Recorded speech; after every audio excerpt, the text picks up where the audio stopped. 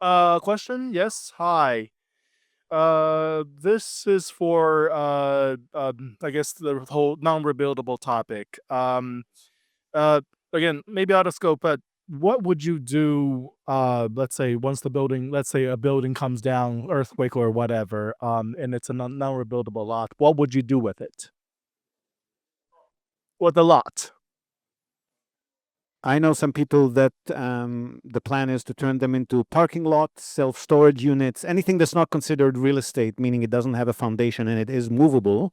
You can do that as long as you're not getting in trouble with the neighbor or the municipality. But you turn it into something a bit more creative, and in many cases, you just try to sell it to somebody else who will do that if you're not in the mood to do it yourself. But maybe somebody else knows more. Yeah. So just so people know about the question, there are some rules, like some buildings, you cannot rebuild them.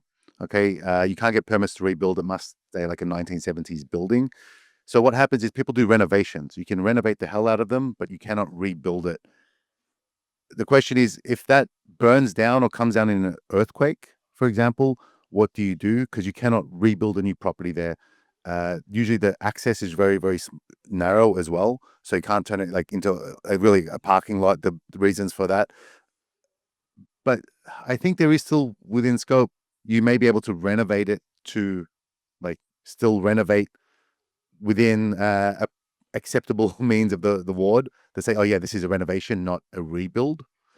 But yeah, although they are with the new regulations, I'm not sure how true that would be. But that is one of the risks when buying these no rebuild allowed properties, and that's why for most of my clients we don't touch them.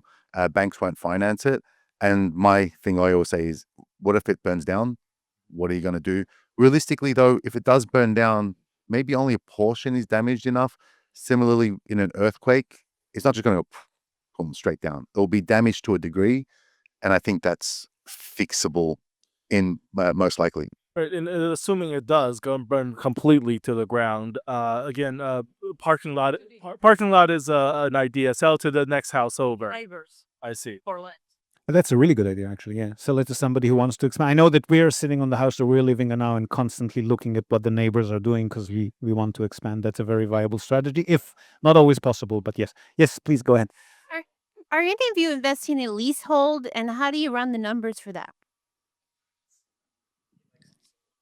Oh no, I'm not a fan of leasehold at all. But leasehold. So again, for people who don't know, we have often most properties are freehold, but there are some properties that are leasehold where you have a 20 or 30-year lease on the land, and certain like the old laws, the old contracts you can renew them, and you pay a monthly rental fee and a renewal fee every like 20 or 30 years. There are some new lease agreements where after 30 years you have to hand the property back, and that's it. You don't get it. A common example is the one in front of Tokyo American Club, in front of TAC. TAC own that building in front, and you have like a 30-year leasehold. At the end of it, you're just going to give it back.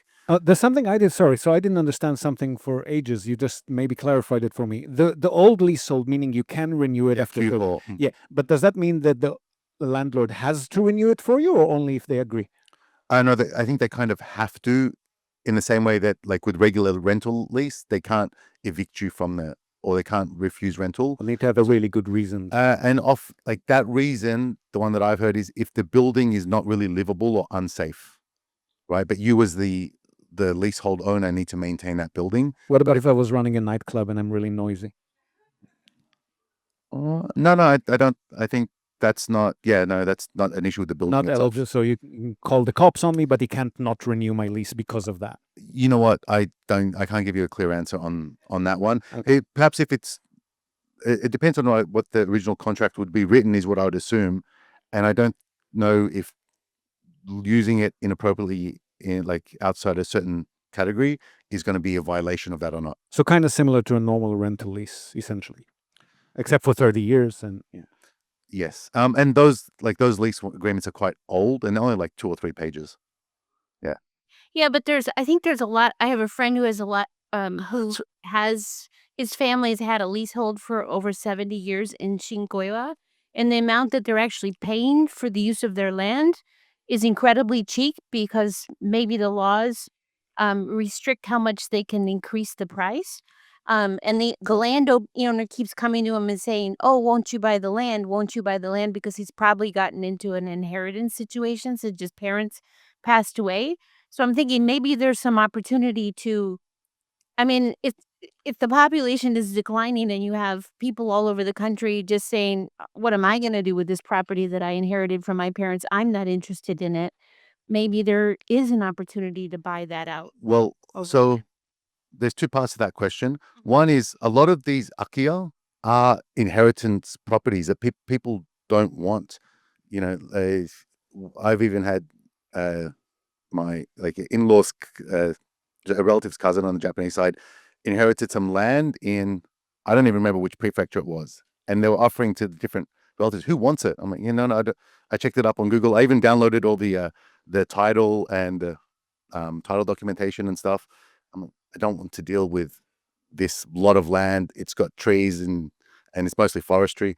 I don't want to touch it. So I left it. And I think that is definitely a big issue with inheritance. That's different to, now you're talking about leasehold. Some of the benefits of leasehold is you don't pay the asset tax. That's held by the minority. So you don't pay fixed asset tax, only on the building, not the land, which is where majority of it is. So if you have a great deal where the rent is so low on it, and the rent is actually less than the fixed asset tax, then the landowner is just losing money on this land lot, right? Yeah, but yeah, so it really depends on the agreement. But there's a situation I can imagine where the rental is cheaper than owning. And in that case, just keep renting it if you are never going to be evicted. Yeah, exactly. I want to add on to that. There's so many different type of leasehold. You really have to read the agreement itself. A lot of time is in the center of Tokyo, very, very good locations. They are still leasehold. The reason it being a leasehold for so many years, 100 years, because the paperwork to convert it to dividable land is so hard. There's so many paperwork to do, and we don't even know who the descendant is. In that case, it can stay in leasehold forever. But there's also specialists you can hire to go after all the descendants to get them sign the paper and finally become a piece of land and can go on sale. There's a different type of leasehold. It really depends on the agreement itself. Yeah, there's specialists for that. So they're so old and they're so all over the floor. There's no like standard form. Yeah, sometimes it could be owned by like a temple. Those tend to be like a big landlord. Those type of lands is really hard to kind of make them up for sale. They can just be leasehold forever. Typically, it's renew like 20 years or 30 years term, and also each time is negotiable. You can make it even longer. So it really just depends on the owner, the landlord itself. The one thing you want to keep in mind with, I always talk about financing and loans. A lot of banks won't finance for leasehold, or if they do, they'll only finance for the remaining portion of the lease. So let's say it's a 30-year lease and there's 18 years left.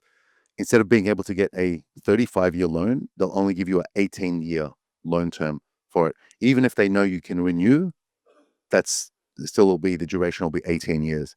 So in general, the two big properties that I always avoid with my clients will be the no rebuild allowed and leasehold. Yeah, but some of leasehold could be. Oh, sorry. So you really have to read the agreement. Some of the leasehold will say if the change of the owner of the building, this leasehold also terminates. So it's really depends on specific agreement. Or the 10% name transfer fee. 10% of the sale price is just a fee to the landowner to transfer the name. One more thing to remember is if the lease is not renewed for any reason, you as the owner of the structure are responsible for the cost of demolition and removal. If that's a big concrete building, that's going to be a lot of money. So that's something to keep in mind. Any other questions, hands, people at the microphone? Yes. Yeah, go for it. First one isn't necessarily a question, but a nice comment. I just wanted to say thank you. It has been a great event and have loved hearing from all the presenters, especially around connecting with the community and giving back. Thank you, streamers. Hey. Thanks, Mom.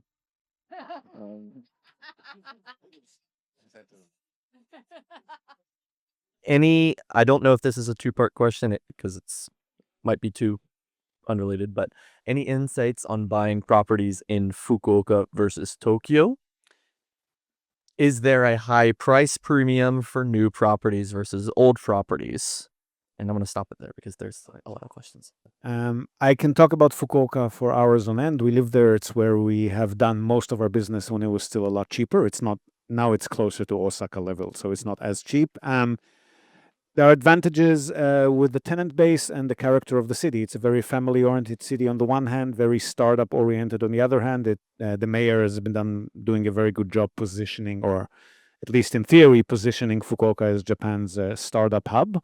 Although I think really most of the startup activity happens around Tokyo, but Fukuoka is lower cost of living, lower cost of business upkeep. A lot of people move there, and it's a fantastic place to live. So yes, it's a very vibrant, one of the most vibrant. Actually, during the pandemic, Fukuoka was the only city that kept creeping upwards, not like continuously gaining like it did before the pandemic. But even when Tokyo and Osaka went flat because of the pandemic, Fukuoka was still creeping upwards. Probably as good a fundamentals as Tokyo and Osaka, except it has a little bit more room to grow, definitely compared to Tokyo. On the other topic, I'll let the rest of you answer. My thoughts on that question are, I've never heard someone say compare Fukuoka and Tokyo. It's completely different. Where do you want to live, or where do you want to be? It's not one or the other. Like, I think it was asked about investment. Like all past this. As an investment destination, I think. Yeah, there's a lot of questions. okay. The same thing. So, for sure, this one was related at the same person. So, for short-term or monthly rentals, any insight on the age of property that gives the best return? The age of property. Reach down to those two.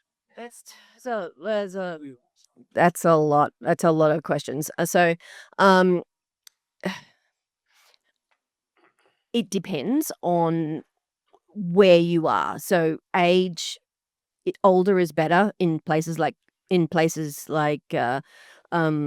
Kyoto. For me, I get a really good return on sort of the older places here, like the Showa, the daggy places that Japanese people don't want to rent, because I find it hard to get a landlord who will rent to me and let me do a licensing. So, but if there is a Showa era property that, it's pretty daggy, I can do a lot with leaning into that and leaning into the classic nature and putting some vintage textiles on the wall, but it does come down to location. I've got some stuff in Yoyogi that sells really well that no one wants to rent as a as a chintai, because it's just not pretty. But location and what I've done with it in terms of the textiles, design. I'm going to continue reading questions from the stream. So if you have questions, please line up. Sorry, there was a monthly question in there as well. Monthly needs to be okay. The monthly rentals is a different market that really does need to be very practical, because people are here for 1 to 3 months, so it does need to have a lot of sort of nice practical amenities. So I'll just leave it there. So in terms of the Kyoto market, so there's two factors with the age. Obviously, people are looking for the charm of the properties, which I think Siv commented on, and the other one is that if you go earlier than 1950, you get the regulatory benefits. So there's more relaxed regulation to operate in Kyoto. So there's benefits from that. It's the Machiya properties. Neil's good enough to give me some of this time on this question, but is there ever seller financing in Japan? This is a super common model in the West, and I never hear about it. I'd love to hear your comments on that. Because they have different. Yeah, so I'll kind of repeat the answer that I gave earlier when we were talking privately. Yeah, seller financing, where basically the seller will let you pay them back, almost give you a mortgage and let you pay them back over time. We don't have that model really in Japan. I don't know why. I've never seen it. I've never heard anyone even talk about it. I do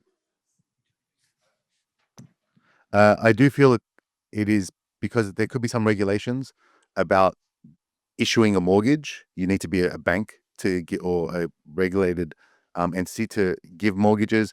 There could be taxation issues that perhaps the loans that an individual give, the interest charged on that is not tax deductible as a business expense. I can imagine a whole bunch of rules and regulations that Japan has that doesn't make that a viable option. If it were, I think I may have heard about it, but it's never something that anyone talks about unless you're American, and I get that question. Oh, yes. Oh, actually, yeah. Good. Yeah. More feedback. Give the other experts a chance to comment. I have handled a sale where the seller was the bank and the mortgage was easy to arrange. We did it ourselves and put it on the title. The seller basically took a series of payments over 5 years and had a mortgage on the property the whole time. It was good for the buyer because the buyer could start depreciating the property straight away.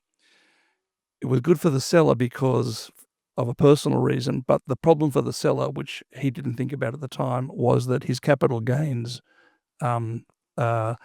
payment was due at the start before he got much money from the buyer. But that was all handled in the end. Thank you. Exactly. That's what I'm gonna add. For commercial deals, there's definitely room for negotiations to structure the deals, like this gentleman just mentioned. There's with Gentlemen, can you just 1 second come back to the mic and quickly introduce yourself? He's very low key, but he's extremely knowledgeable. Now I know a little bit more about him. Please tell us who you are. My name is Jason King, and I've run for 25 years a real estate company in Hokkaido. Thank you. Thanks. Yeah. I mean, a bit of a different direction, but I'm one of the newer guys to the whole IKEA space. And thank you for all your time and the presentation as well. But I was wondering, do you have any resources? You're all from different fields, but like any resources you can recommend, such as books for someone new getting into the field that you think are great to read? Books. And how much is it books? How much is reading, and how much is it doing? And that's also what they're yeah. that I can have. Okay, thank you.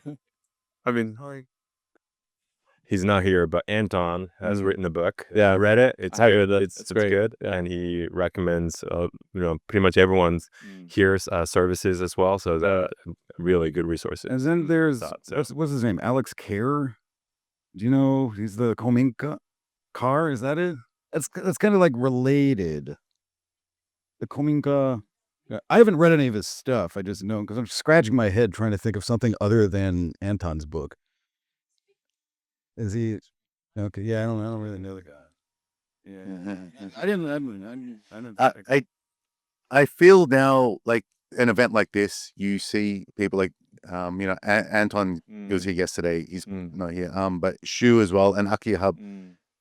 It's no longer books so much. They have whole videos and programs that you can subscribe to or just watch, and the hours of DIY sort of stuff, them actually doing it or doing the walkthrough. So you are going through that journey. yeah. Well, Sounds I'm masterclass. quite curious about I read a lot of books, but what is the best approach getting into it? Is it buying and just start getting going, or maybe watching videos? Like what is? They want just All right, fair enough. Thank you. Okay, all right. write a book.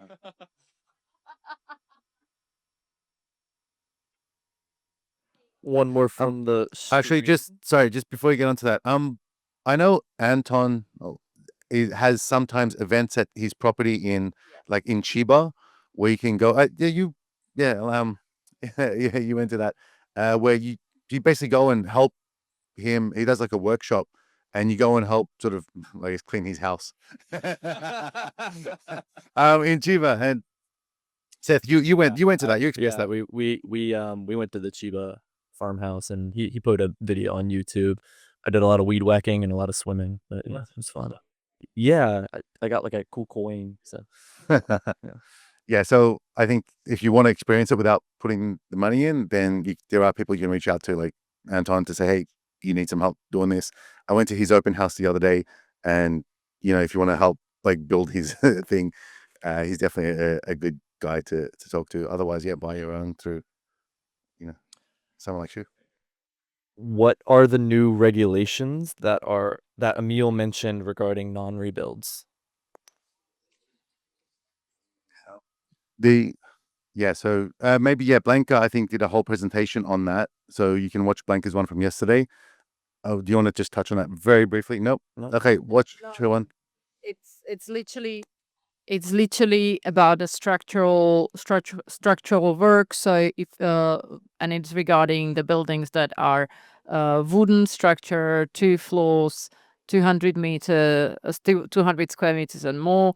Right now, you're gonna need permissions. You're gonna need all different kind of plans from architects and permission from the city hall to actually be able to renovate, which you did not need until now. So yeah, we did about a 45 minutes presentation on that yesterday. So it would be best to look that up. Can I start? Any information on buying or making parking lots? Hang on, just 1 second. Blanca, how you as a renovation company, if you answer that, I'm sorry, I had to keep running around. How much has that increased your overhead and prices because you now have to comply with that legislation? Not yet, because I'm still finishing up the things I started before April 1st. So, and then my next 3 projects don't have that issue. Roughly, It will be, okay, I was talking about it yesterday. It's about 500,000 start if you have to start with all the paperwork. It doesn't go up to me. It goes towards the client. If it's a older house that doesn't have any of the paperwork, you are easily looking even around 1 million yen, because there's going to be a lot of paperwork that will have to be submitted. Okay, so Starting at 500,000 yen extra potentially and more. potentially more. And then Parking lots. parking lot. Any information on We've looked at them on behalf of a bunch of clients. From what I've understood during all of those research and reviews, and maybe somebody else can comment more from their experience, but if it's a single level parking lot, meaning you just turn your asphalt a bit of a land plot and turn it into a parking lot, even if it's on an hourly basis, which is a lot better than the monthly ones, 2 and a bit % at best, because you have to buy a large plot of land and it has to be in a fairly central location to be profitable. So obviously the price is going to be higher. If it's out in the sticks, maybe monthly rental, you're going to get maybe 2% if you're lucky. Most people, if they do that for land banking, meaning they want to sit on that until the land gains in value. And this is a way of covering costs and maybe making a smidgen more. If you turn it into a multi-level parking lot with a boom gate, etc., then it can become a profitable endeavor. But then your maintenance costs will go up and the hassle of dealing with it will go up. If it's a single level, you just need to renew the asphalt once in a while. It's pretty much zero maintenance. Once you go multi-story, then you're turning it into a bit of a business. Anybody else has experience with those at all? No. Okay. We did see recently. We saw a property in Tokyo, ground floor of a building where you could just buy that parking lot, right? And rent out 3. You own it via title deed. It's not an actual lot. It's a part of the building, like a garage. And that bit of the property was sold individually. Normally, the units come with a rentable parking lot that the owner union owns. But in some cases, you could just, apparently, I've never seen it before, but you could apparently just buy the building's garage. It fitted 3 cars. It seemed like fairly decent rental income comparable with any other unit, but much lower maintenance and tenant hassle. So maybe interesting, but there's not many of them out there. It's a follow-up question to the seller financing, but is subject to a concept here in Japan, doing a financing deal subject to mortgage. Essentially, the buyer assumes payment of the mortgage, but the seller transfers the title. Sorry, can you just repeat the question once more? Is the in the U.S. there is a concept of doing a subject to deal, which means the buyer or the seller transfers the title to the buyer, and the buyer is continuing to pay the mortgage. Mortgage is held under the seller's name. So we played. So earlier I said I've never experienced seller financing. It's something I rarely hear of. So we That's do it. a lot in the US. Actually, I've done so many. Yeah. That's so cool. That feels right, because right now in the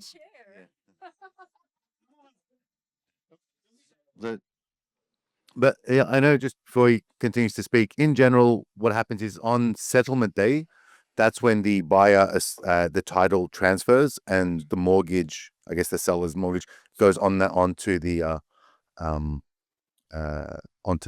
title.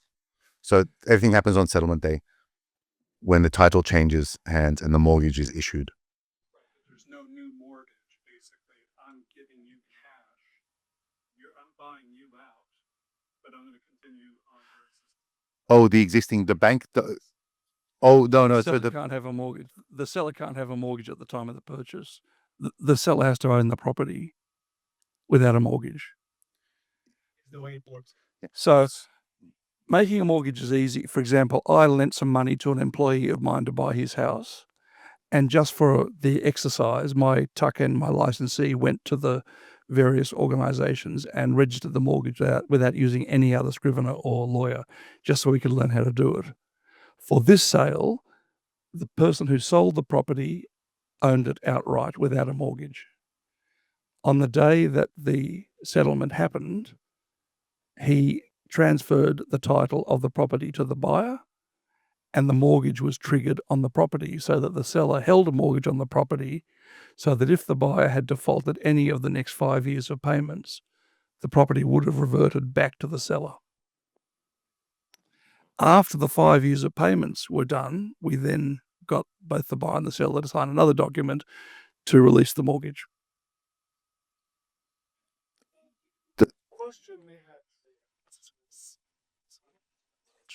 question may have been that if there was not a free and clear house.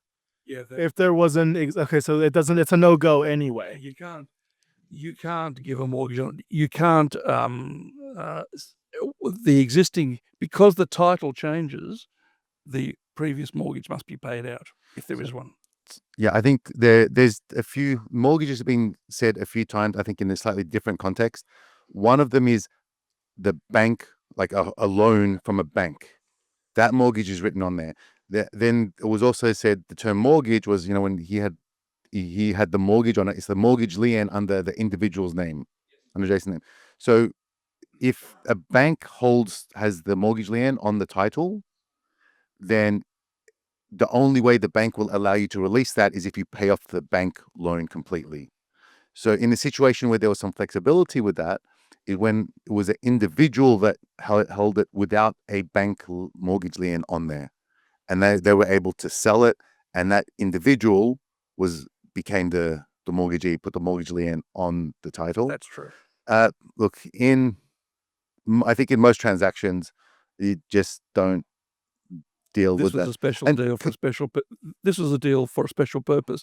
But there can be multiple mortgages on a property. I'm not a lawyer, but there can be multiple mortgages on a property which are prioritized according to who was first.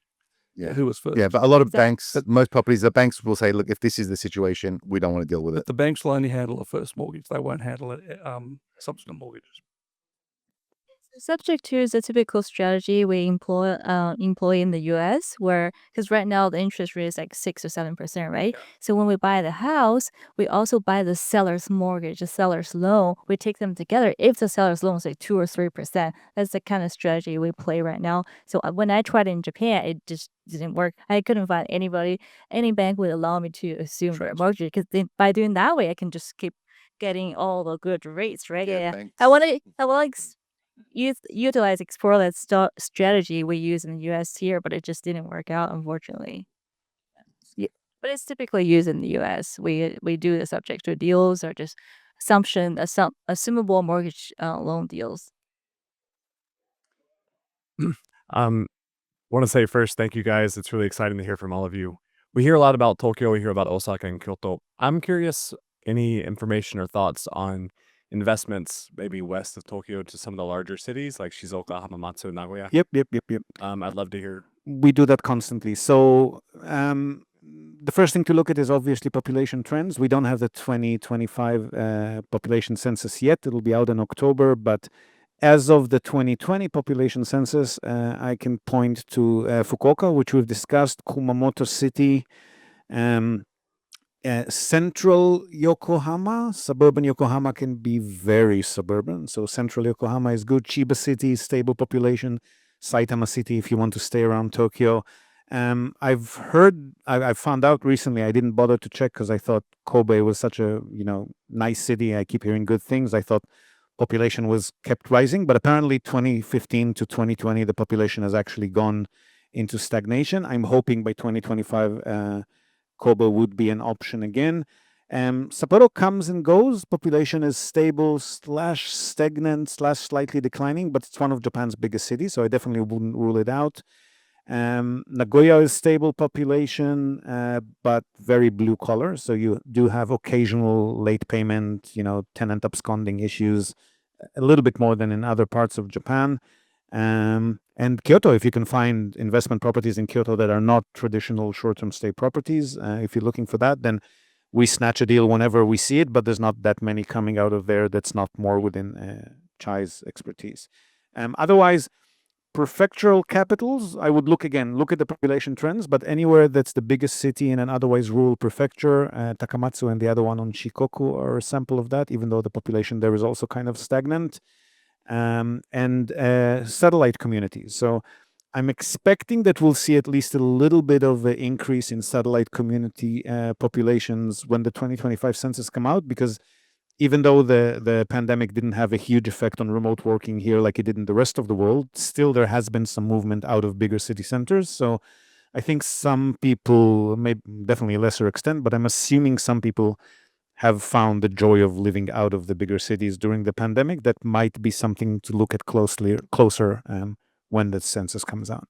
If you're looking at Shizuoka, Matt and I, we went to Makinohara, and over there, like the local government is very interested in getting foreign investors and people buying properties there and kind of revitalizing the area. So, around Shizuoka, the Makinohara, they are very, very open to get new investors. So you can look at that. I would say if you find spots like that where you can see that the government, which is rare in Japan, right, that the municipal government is actually actively encouraging people with actual initiative, not just putting it down as a policy, but actually taking action to try, like Fukui Prefecture, for example, have been amazing. They came to the, which is a very rural area, they came to the Gaijin Pot Expo. They had a giant booth. They gave out gifts. They say, hey, come over to Fukui. And places like that, even if they're not growing in population yet, are probably some of the rare gems that will eventually be attractive for investment destinations. So I would highlight them. And if there's any continued efforts to rejuvenate the area, I would definitely look at those locations. Of the prefectural capitals that I've mentioned, Kumamoto has been doing very well because of the TSM giant chip plant that was built there, drawing interest from overseas, bringing in a lot of immigrants, which tend to have, on average, more children than your typical Japanese native family. So Kumamoto is definitely an interesting place. Transactions have picked up very significantly there. Prices not so much yet, so probably a good place to hit. Another question from the stream. I think you mentioned it a little bit, touched on it a little bit.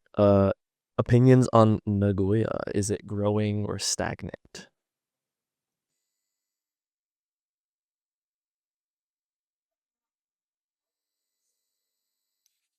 Audible sigh. I don't know, man. Like something tells me that something's gonna go, like, bound to go on there, like, kind of like I'm really bullish on Shizuoka right now, and like basically the coast along basically the Tokaido line between, call it like Atami and Nagoya, which to me suggests that at some point Nagoya should hit it off. I don't know how and when, but I'm definitely watching it, but I don't know what to watch for. But I don't know, I get a vibe or something like. Is the maglev cancellation going to, because the maglev's been cancelled now, so is that going to affect things? Like the whole damn thing? Destroyed so many properties along the train tracks, right? That put a bit of pressure on the city center, but then the pandemic took it down again. So Well, and the guy that was being the stick in the mud for the maglev is out now. So, but who knows what? I don't know if it. I think it's just been killed. I'm not following it too closely. It's very sad. It would have been amazing. it's one of the biggest. Yeah. Nagoya is one of the biggest cities in Japan. Population numbers are good. It's got versatile industries, although again, most of them are industrial and blue collar. There's definitely a healthy tenant base there. a little bit more challenging to deal with, but it's still Japan. It's not like ghettos and crime labs. It's drug labs. It's just a blue collar city. We have customers investing in Nagoya and will continue to do so. It requires a bit more management, but prices and yield are good. And like Matt, I do think that something will happen in that area eventually. Actually, this is related, but I'm gonna have to explain a little bit. Recently, I got a request about Ito in Izu. And basically, what they were saying is, "Yo, I keep going to Ito, and I'm seeing like some pretty good stuff. Why the hell isn't anybody buying here? What's going on?" And I was curious. I mean, Our customers are, but just holiday homes, not investment. yeah. And so I was like, oh yeah, actually I see that thing. Like, what's going on here? Why is it not? I feel like it should pop off, but it's not. Like, right. Yeah. Get that mic.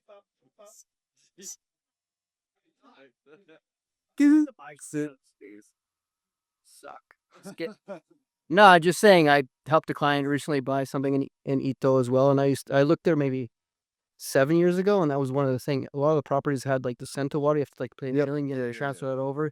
You got to pay management fees when you're actually part of a community. Yeah, it's all resortish there. Yeah, it's all resortish, Yeah. and there you can't do Airbnb. There's just so many rules. Yeah, which is good for the locals, but Right. it has the vibe of that it was really good in the 80s and 90s. Yeah, there's plenty of abandoned bubble era concrete mansions on the hill there. Actually, yeah, I saw a really nice house on top of the hill. It was tough to get up to, but it was like 15 million yen, and it was just gorgeous. It looked like $1 million house at one point, but it was like $4,500 a year to run.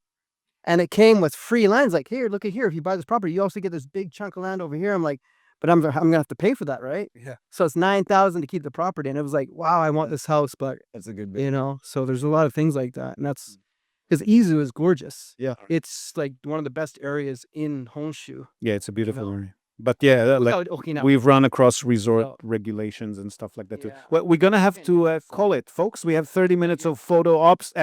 Emil, your photo didn't work due to a corrupt file, so we're gonna give you a chance to do it one more time. So give Emil the selfie again, please. Thank you very much. Thank you to our experts and our newly found experts. Thank you. I think some of you will unfortunately have to not remain so low key in future events. We'll see how we go.